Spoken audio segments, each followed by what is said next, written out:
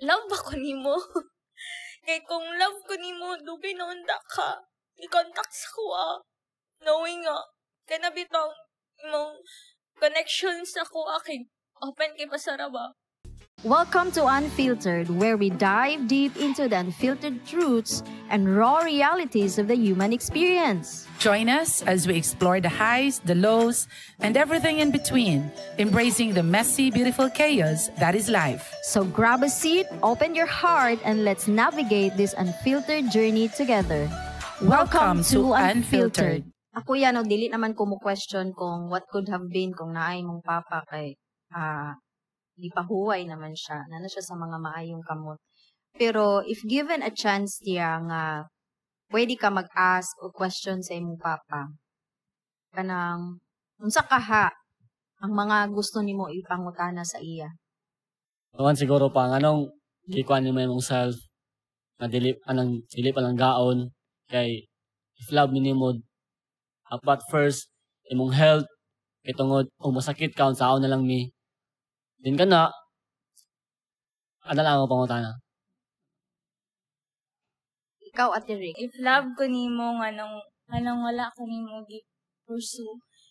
If love is ka nang pursue maka ang love pero nganong wala ko nimo gi-pursue bitaw, and then ang akong duwa nga pangutana pasara kay nakaya nimo nga nakaya nakakigiyaan. How does it feel makatulog maka every night, like, dili ba ka makonsensya sa yung gibuhat? Ina na nga question mo, Sarah ba? And then, ang pangkatulong nga pangatana pa, Sarah, is, love ba ko nimo? Kay kung love ko nimo, dugay naunda ka. I-contact sa kuha. Knowing nga, kaya nabitang imong connections sa kuha kay open kay pasara ba? Kana pasara, love ba ko nimo? So, wala giday moment, Ate Rix, nga kanang niduol siya sa imo, dayon, nag-introduce sa iya ang self. Day, ako di mong papa. Wala day mo yung anak nga moment? Wala pa, Sara. Wala, jud pa, Sara. Like, ako lang yung memory siya pa, Sara, kay kanang malabay siya. And then, kanang, ang akong idea sa about sa papa, kay, ang tinagdanan sa akong papa sa kuwaba, nga di pansinon. Like, mara na, papa. Mana kong papa.